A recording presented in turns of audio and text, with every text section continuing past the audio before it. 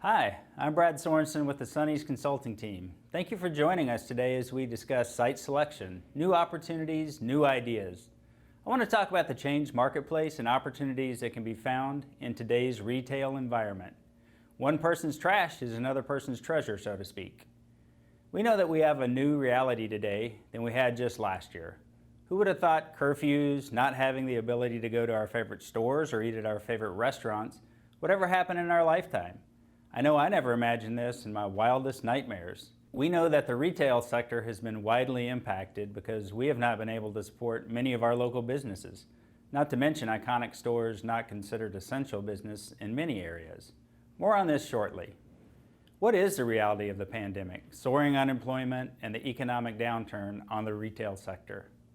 According to Statistica.com, retail sales are anticipated to fall $4.89 trillion in 2020. That is trillion with a T. While retail sales are expecting double-digit declines, brick and mortar sales are being even more widely impacted. This slide shows a list of store closings through July of this year. It seems most retail sectors have been touched.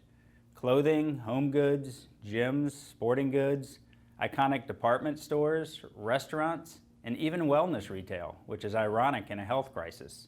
It seems every day in my news feed, I get notices of more and more businesses declaring bankruptcy or closing their doors. I read a couple days ago that Stein Mart is closing 300 stores.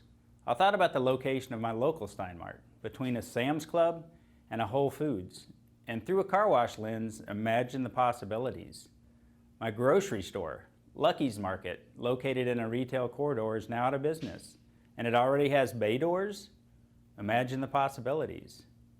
Look at this picture of a closed JCPenney.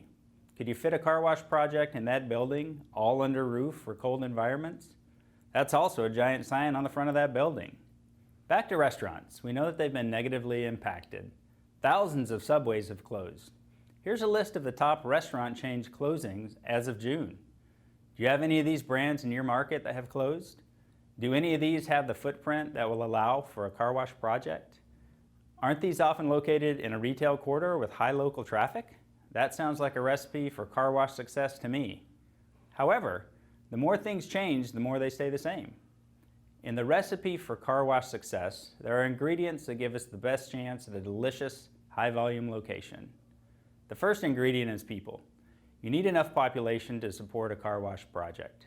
We like to see 30,000 people for each express or flex car wash project. The next ingredient are vehicles. We're in the car washing business, so local traffic volume is very important. Ideally, at least 25,000 cars per day is what we're looking for. The third ingredient is visibility. In an impulse buy-based business, the customer needs to see the business, and then the fourth ingredient, access the location. The final ingredient of the success recipe is competition. Is there enough pie in the market for another car wash project? And what market share can you capture? Traditionally, the coveted car wash site has been next to big box retail or grocery draw on a hard corner with a light. This brings in the highest local traffic counts on a weekly basis, access is good, and the customer is already in a spending frame of mind. The checklist goes like this. I need a gallon of milk, a loaf of bread, and hey, there's a car wash. In this picture, we see a car wash located on the hard corner in a retail corridor anchored by a Costco. It's like seeing a Bigfoot. Here we have a tunnel in a Costco out parcel next to a Costco gas. Is that a unicorn? The next picture shows a more conventional site. This is a car wash that is located not next to retail, but nearby it. It is between the population base and the Albertsons grocery store on a corner without a light. This gives the car wash good access to the entire traffic pattern going for their weekly grocery run. Another good wash location between the population density and the Walmart, but this one has a car dealership across the street. This is an opportunity for weekly business driven by the dealership's service vehicles and potentially memberships through car sales. This can be a symbiotic relationship. I want to briefly touch on car wash conversions. This is the easiest way to get in the car wash business. Pay money, and now you own a car wash. However, the car wash may have more potential if it is converted into another model. For instance, converting an in-bay automatic to a mini tunnel will allow you to process more volume, and the profit should increase accordingly. Converting a self-service and in-bay site to a tunnel, if it is in a good location, makes sense if you're willing for minimal labor and like money. If there's enough room on a full-service footprint to add pay stations and free vacuums, this allows you to decrease your labor substantially and drive more profit to the bottom line. The last one is an easy one. Taking a traditional exterior car wash location and just adding pay stations and free vacuums can help you capture a higher percentage of the traffic and increase your existing customer base by increasing your value proposition. Now back to the state of our current retail environment. We touched earlier on some retail that is struggling. As we think outside the big box, what are some opportunities that are now available to us? It is a fact that online banking has hurt brick and mortar locations. Banks make easy conversions because they often have a drive-through lane. This can be utilized for the tunnel, and the building turned into the equipment room and offices. The parking lots usually lay out well for vacuums and stacking as well. Fast food sites have the same characteristics as the banks, but usually on a little smaller footprint. When I look at storefronts, I see an empty building with plenty of space in the parking area to be utilized. Restaurants share similar characteristics to storefronts. They have larger footprints and big parking areas. Warehouses and empty big boxes offer even more possibilities. Whether it is using the parking lot for a car wash and the building for self-storage or some other profit center, or utilizing the warehouse to have everything under roof for a controlled environment in hot or cold climates, that's a win. Can you think of anything else? I'm going to show you some examples of car wash owners who converted these retail opportunities into car washes. This is a former bank in Anaheim, California, that's been converted into a full-service car wash. The Puddles Car Wash vacuums and details the interior at the front of the building, the tunnels in the former drive-through lane, and then they finish and detail the tires in the parking area on the other side.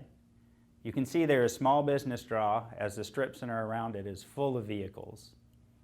This next wash is a former Sonic drive-in in Brooksville, Florida. It was converted to a 95-foot express tunnel with 2 pay stations and 16 vacuum spots. This turned into a nice car wash project. In this next picture, we have a former QT location in Norcross, Georgia that became a 115-foot tunnel with 2 pay stations and 25 vacuum spaces. They were able to repurpose the building and save on building costs as well. Remember the number of Applebee's restaurants that had closed from earlier in this presentation? Here is one in Brownsville, Texas, that now serves clean cars instead of spinach and artichoke dip. They were able to repurpose this building, add 3 pay stations to process higher volume, and add 25 vacuum spaces. Here's a good example of taking a warehouse and converting it into an express tunnel. This warehouse in Boiling Springs, South Carolina became an express tunnel with 3 pay stations and vacuum spaces inside and outside. Another great example of utilizing space is this former tire warehouse in Englewood, Colorado. This monster next to a Costco became a double tunnel with 5 pay stations and 34 vacuum spots. Look at all that stacking on site too. Now we get to the real outside the box sites. Here's a Subaru dealership in Billings, Montana. This is located at the end of the retail corridor with a very large footprint. This is going to be a 120-foot express tunnel with 3 pay stations and 25 vacuum spots. Lastly, we have the winner for the most unique business turned into a car wash. This is a former trolley car station in North Kansas City, Missouri. This building became an express tunnel and lube site with a man pay kiosk and 21 vacuum spaces. While the characteristics of successful car washes remain the same, the Amazon effect and current health crisis have made more space in retail areas available than I've ever seen in my lifetime. Can you take that trophy away next year for most creative car wash site?